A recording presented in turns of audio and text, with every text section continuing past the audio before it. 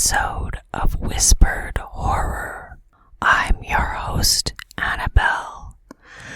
Before we get started, if you enjoy these stories, it would mean the world to me if you subscribed and gave this video a like. Today, we will be reading from Dracula by Bram Stoker. Chapter 9. Letter, Mina Harker to Lucy Westenra, Budapest, 24 August.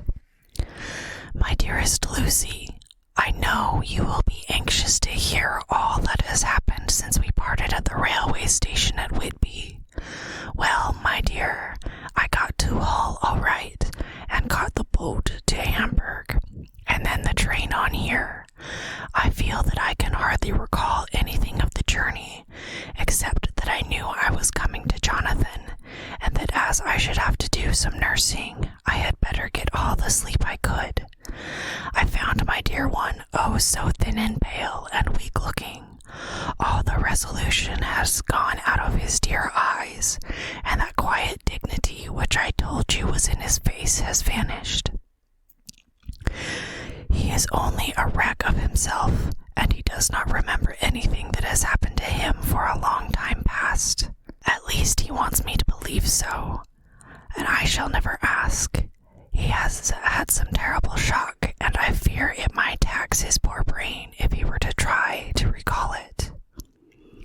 Sister Agatha, who is a good creature and a born nurse, tells me that he wanted her to tell me what they were, but she would only cross herself and say that she would never tell, that the ravings of the sick were the secrets of God, and that if a nurse, through her vocation, should hear them, she should respect her trust.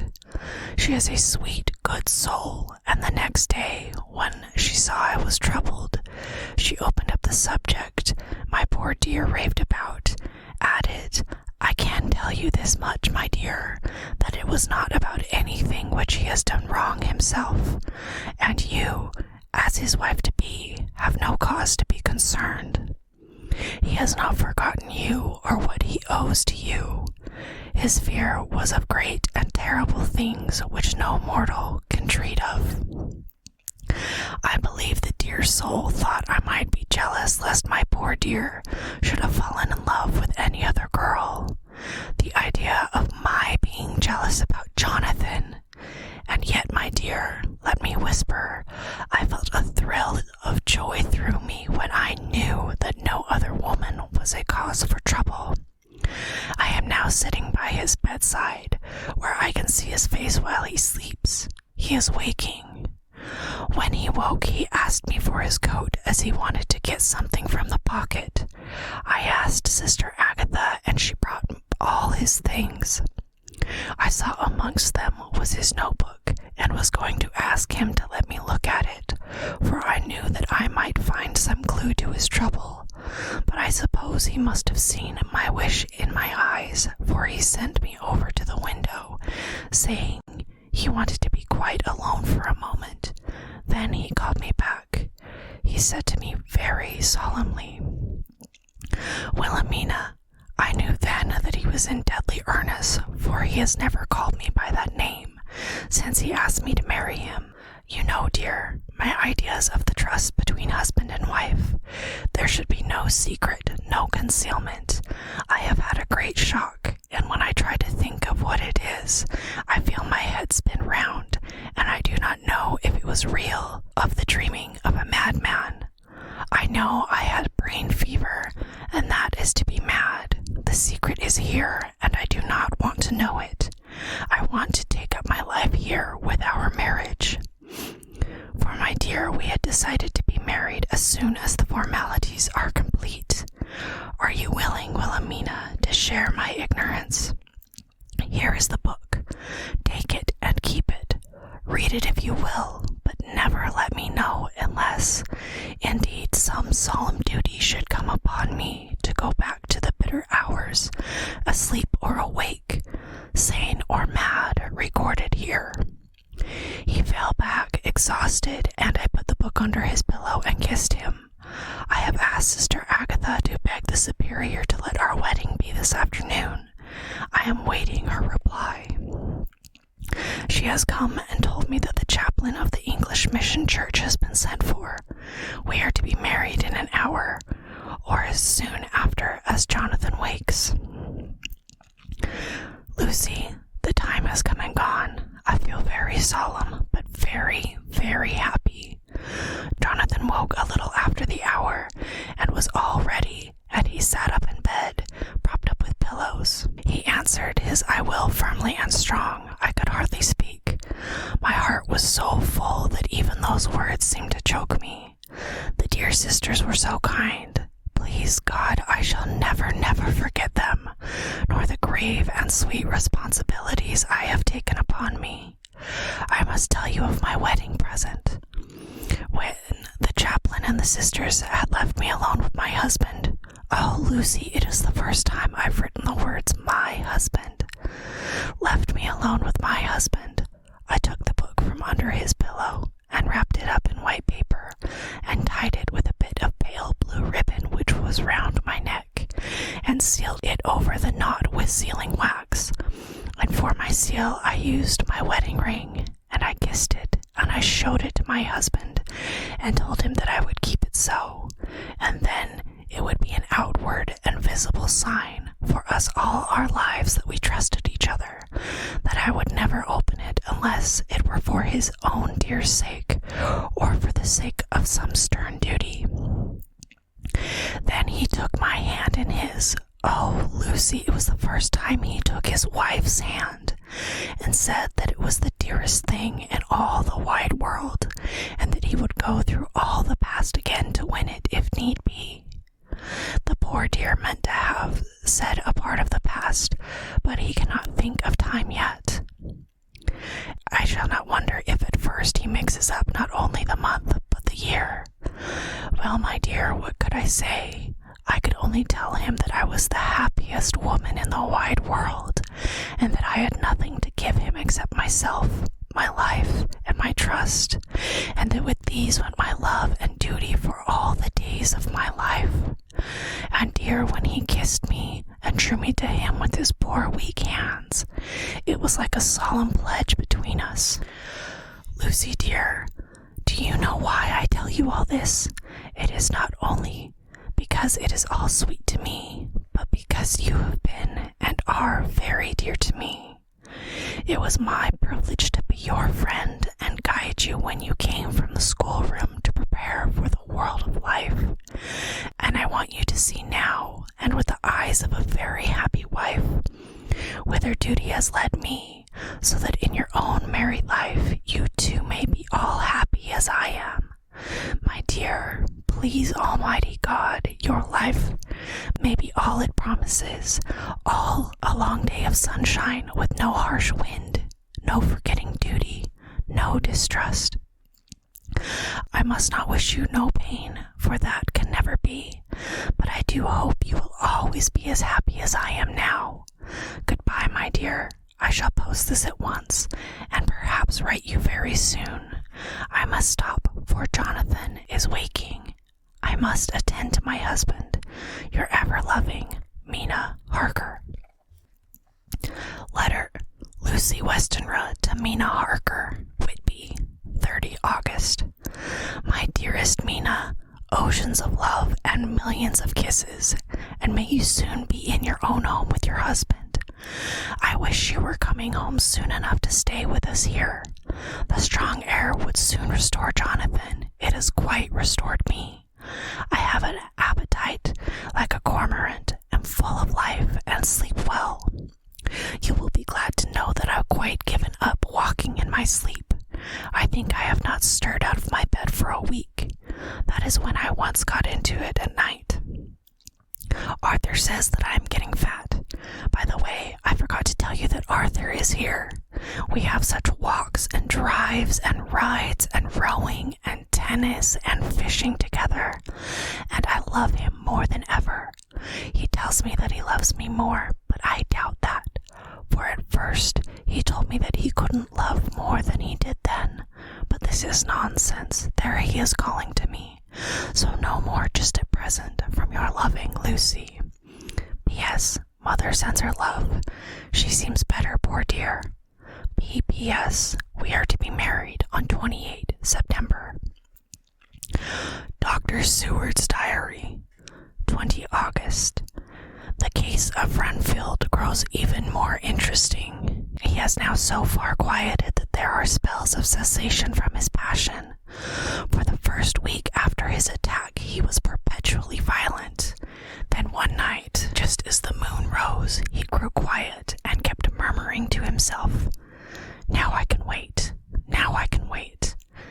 The attendant came to tell me, so I ran down at once to have a look at him. He was still in the straight waistcoat and in the padded room, but the suffused look had gone from his face, and his eyes had something of their old pleading, I might almost say cringing, softness. I was satisfied with his present condition and directed him to be relieved. The attendants hesitated, but finally carried out my wishes without protest. It was a strange thing that the patient had humor enough to see their distress, for coming close to me, he said in a whisper, all while looking furtively at them, "They think I could hurt you. Fancy me hurting you, the fools." It was soothing somehow to the feelings to find myself disassociated even in the mind of this poor madman from the others, but all the same I do not follow his thought. Am I to take it that I have anything in common with him, so that we are, as it were, to stand together? Or has he to gain from me some good so stupendous that my well-being is needful to him? I must find out later on. Tonight he will not speak. Even the offer of a kitten or even a full-grown cat will not tempt him. He will only say, "I do not take any stalking cats. I have more to think of now, and I can wait. I can wait." After a while I left him. The attendant tells me that he was quiet until just before dawn, and that then he began to get uneasy, and at length violent, until at last he fell into a paroxysm, which exhausted him so that he swooned into sort of coma. 3 nights has the same thing happened, violent all day, then quiet from moonrise to sunrise. I wish I could get some clue to the cause. It would almost seem as if there was some influence which came and went. Happy thought! We shall tonight play sane wits against mad ones. He escaped before without our help. Tonight he shall escape with it. We shall give him a chance, and have the men ready to follow in case they are required. 23 August. The unexpected always happens. How well Dracula knew life. Our bird, when he found the cage open, would not fly, so all our subtle arrangements were for naught. At any rate, we have proved one thing, that the spells of quietness last a reasonable time. We shall in future be able to ease his bonds for a few hours each day. I have given orders to the night attendant to merely shut him in the padded room, when once he is quiet, until the hour before sunrise. The poor soul's body will enjoy the relief, even if his mind cannot appreciate it. Hark, the unexpected again. I am called. The patient has once more escaped. Later, another night adventure. Renfield artfully waited until the attendant was entering the room to inspect. Then he dashed out past him and flew down the passage. I sent word for the attendants to follow. Again he went into the grounds of the deserted house, and we found him in the same place, pressed against the old chapel door. When he saw me, he became furious, and had not the attendant seized him in time, he would have tried to kill me. As we were holding him, a strange thing happened. He suddenly redoubled his efforts, and then as suddenly grew calm.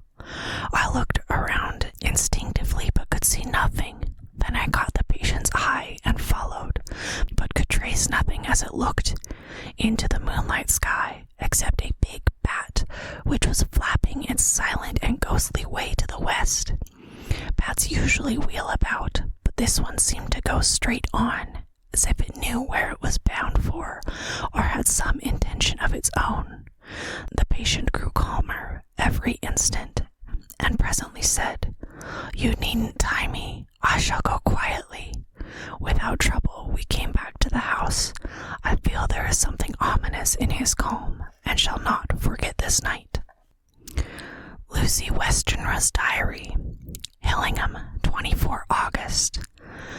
I must imitate Mina and keep writing things down. Then we can have long talks when we do meet. I wonder when it will be. I wish she were here with me again, for I feel so unhappy. Last night I seemed to be dreaming again just as I was at Whitby. Perhaps it is the change of the air, or getting home again.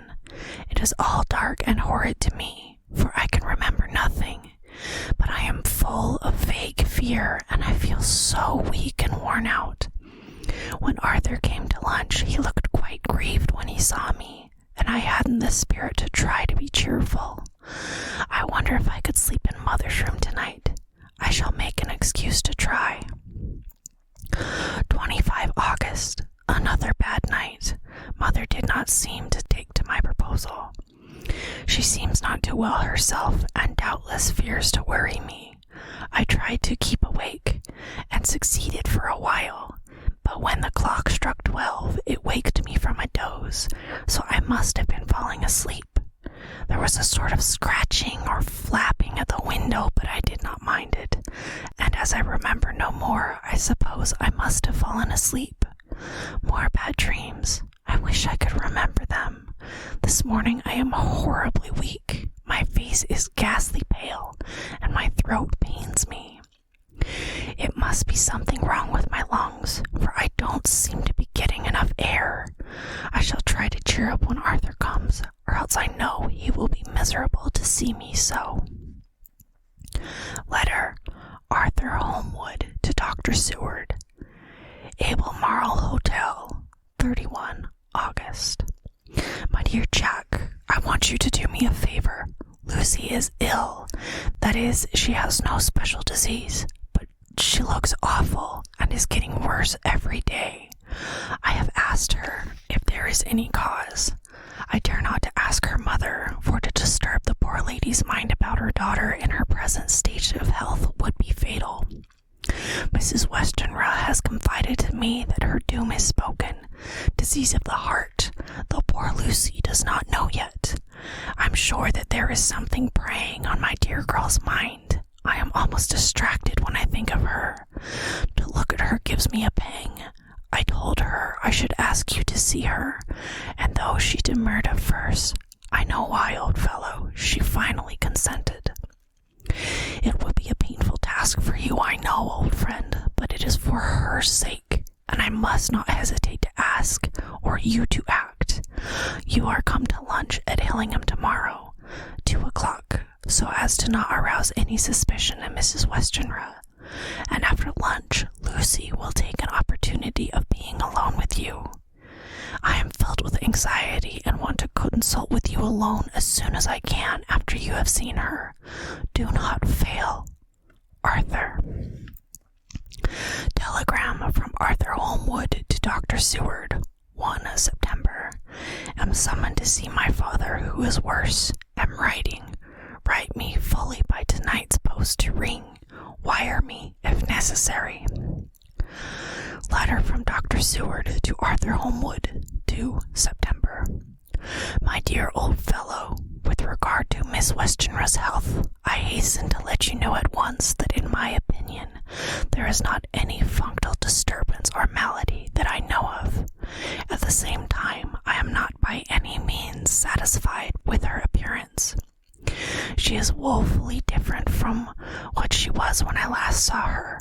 Of course, you must bear in mind that I did not have full opportunity of examination such as I should wish. Our very friendship makes a little difficulty which not even medical science or custom can bridge over. I had better tell you exactly what happened, leaving you to draw, in measure, your own conclusions. conclusions. I shall then say what I have done and propose doing.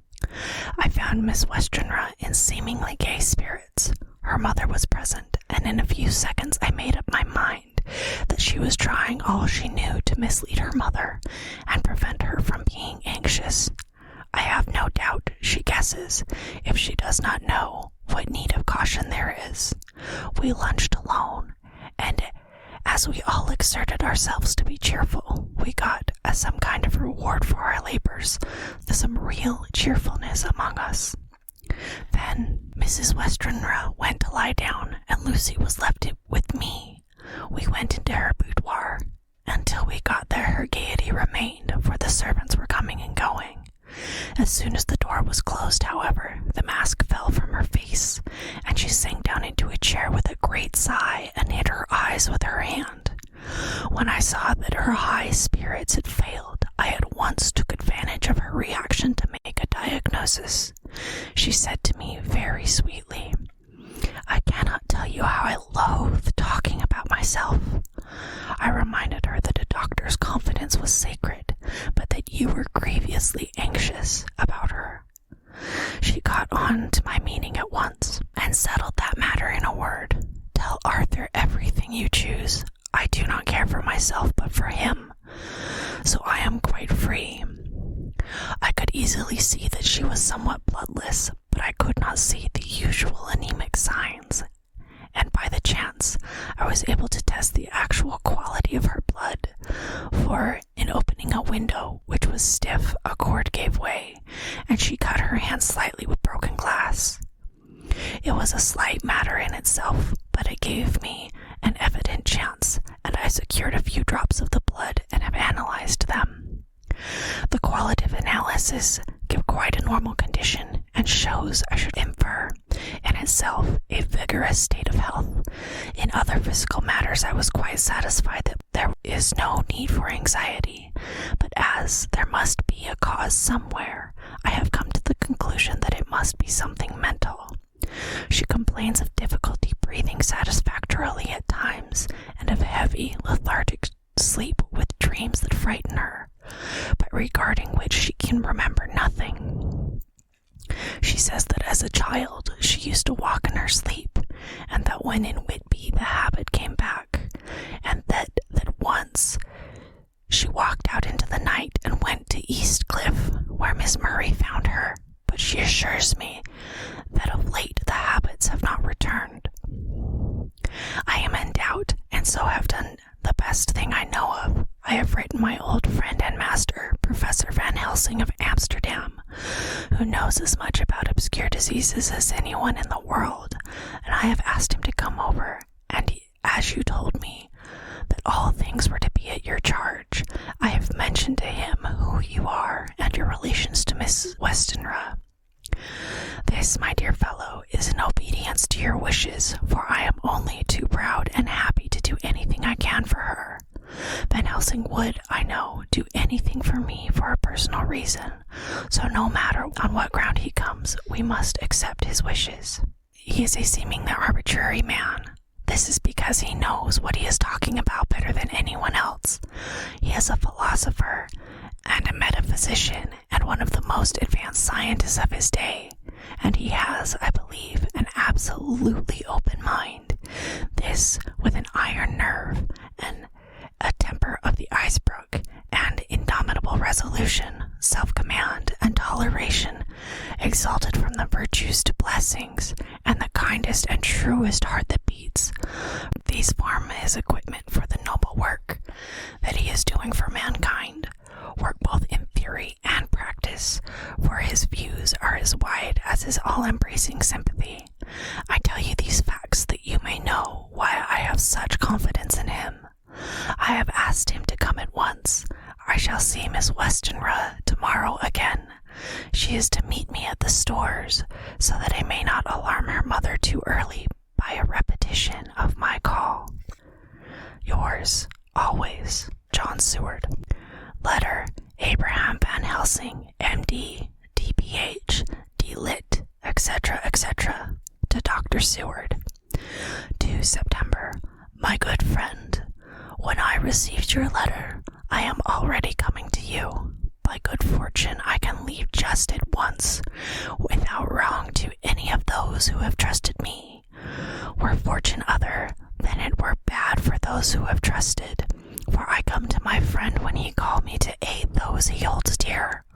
Tell your friend that when that time you suck from my wound so swiftly the poison of the gangrene from that knife that our other friend, too nervous, let slip, you did more for him when he wants my aids, and you call for them, than all his great fortune could do. But it is a pleasure added to do for him, your friend. It is to you that I come. Have near at hand, and please it so arrange that we may see the young lady not too late on tomorrow, for it is likely that I may have to return here that night.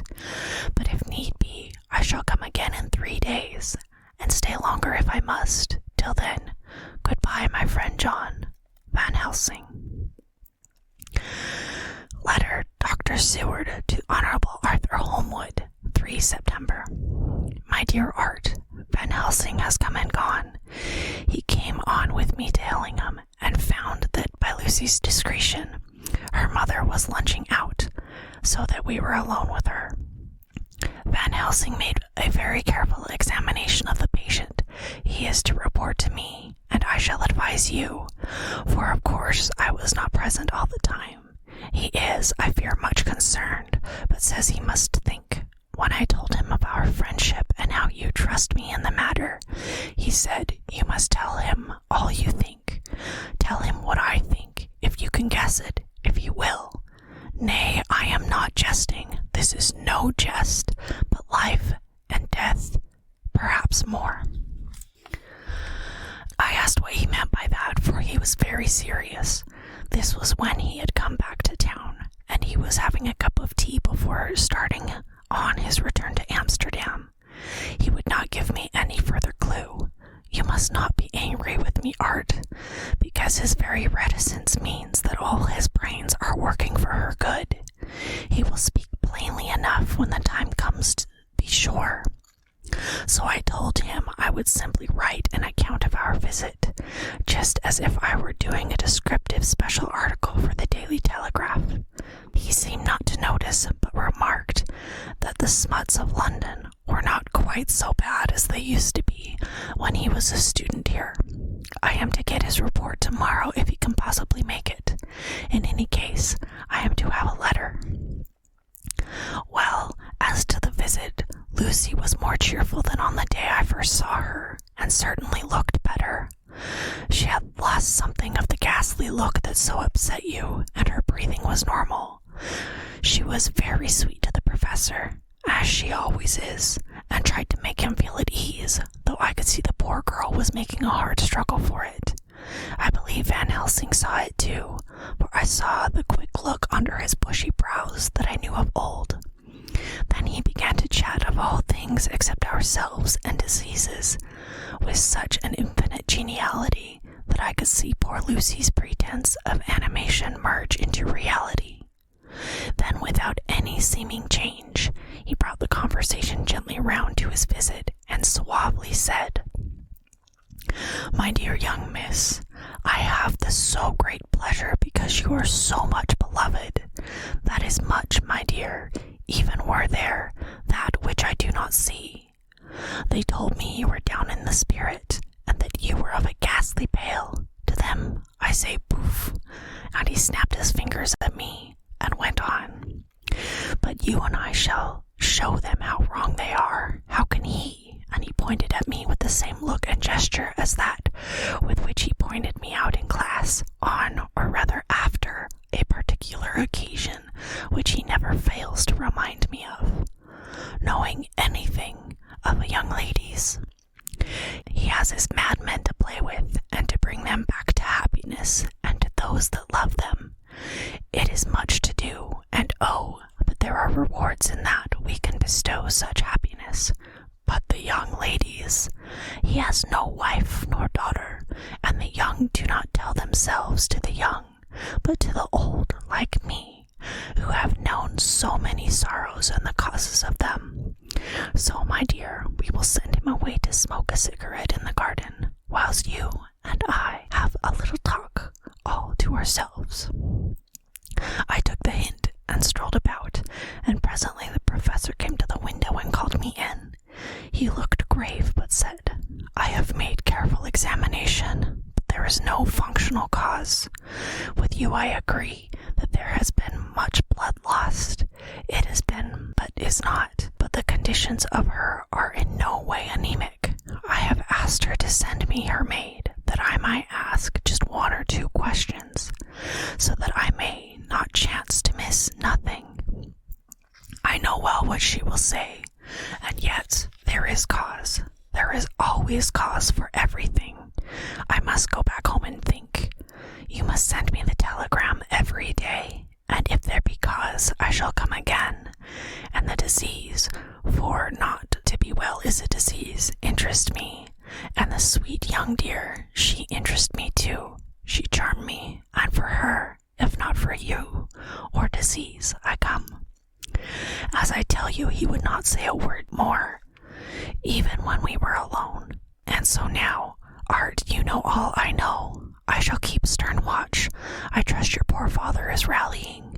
It must be a terrible thing for you, my dear fellow, to be placed in such a position between two people who are so dear to you. I know your idea of duty to your father, and you are right to stick to it, but if need be, I shall send you word to come at once to Lucy, so do not be over anxious unless you hear from me. Dr. Seward's diary. 4 September. Zoophagus patient still keeps up our interest in him. He had only one outburst, and that was yesterday at an unusual time. Just before the stroke of noon, he began to grow restless. The attendant knew the symptoms and at once summoned aid. Fortunately, the men came at a run, and were just in time, for at the stroke of noon he became so violent that it took all their strength to hold him. In about 5 minutes, however, he began to get more quiet, and finally sank into a sort of melancholy, in which state he remained up to now. The attendant tells me that his screams whilst in the paroxysm were really appalling.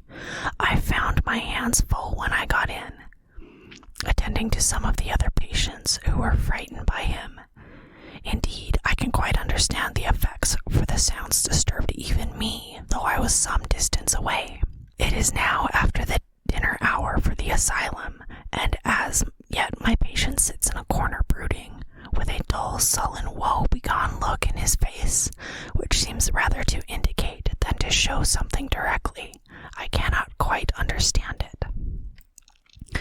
Later, another change in my patient. At 5 o'clock I looked in on him and found him seemingly as happy and contented as he used to be. He was catching flies and eating them, and was keeping note of his capture by making nail marks on the edge of the door between the ridges of padding. When he saw me, he came over and apologized for his bad conduct, and asked me, in a very humble, cringing way, to be led back to his own room, and to have his notebook again. I thought it well to humor him, so he is back in his room with the window open. He has the sugar of his tea spread out on the window sill, and is reaping quite a harvest of flies. He is not now eating them, but putting them into a box as of old, and is already examining the corners of his room to find a spider. I tried to get him to talk about the past few days, for any clue to his thoughts would be of immense help to me, but he would not rise. For a moment or two he looked very sad, and said in a sort of far-away voice, as though saying it rather to himself than to me, all over, he has deserted me. No hope for me now unless I do it myself." Then, suddenly turning to me in a resolute way, he said, "Doctor, won't you be very good to me and let me have a little more sugar? I think it would be very good for me." "And the flies?" I said. "Yes, the flies like it too, and I like the flies. Therefore, I like it. And there are people who know so little as to think that madmen do not argue.